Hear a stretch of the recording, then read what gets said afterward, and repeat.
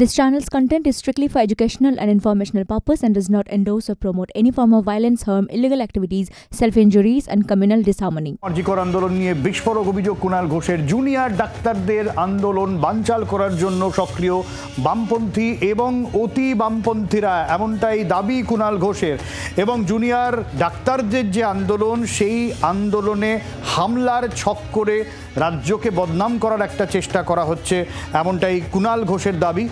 এই নিয়ে রাজনৈতিক প্রতিক্রিয়াও এসেছে, রাজনৈতিক দরজাও শুরু হয়ে গিয়েছে। মোহাম্মদ সেলিম কি বলছেন এই নিয়ে শোনাবো।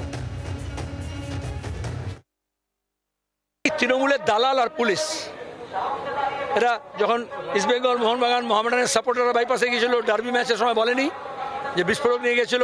যেদিন থেকে ঘটনা ঘটেছে প্রতিদিন প্রত্যেকটা কেস বলছে আর্মস দিচ্ছে, বম দিচ্ছে। কোথায় একটা ধরতে পারেনি কত অপদার্থ।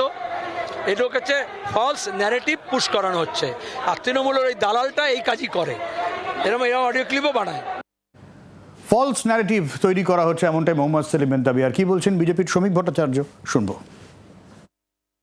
বিজেপির রাজনীতি একটা মানবিক মুখের রাজনীতি। তাদের এই অফিসের প্রয়োজনে অসুস্থ হলে, তাদের জল তৃষ্ণা পেলে, শৌচাগারের প্রয়োজন হলে অফিসের দরজা সারা রাত তাদের জন্য খোলা আছে। যদি কোনোদিনের দিন কুণাল ঘোষের আছে, তার জন্য খোলা আছে। বাংলার আওয়াজ, বাঙালির আবেগ, জি 24 ঘন্টা।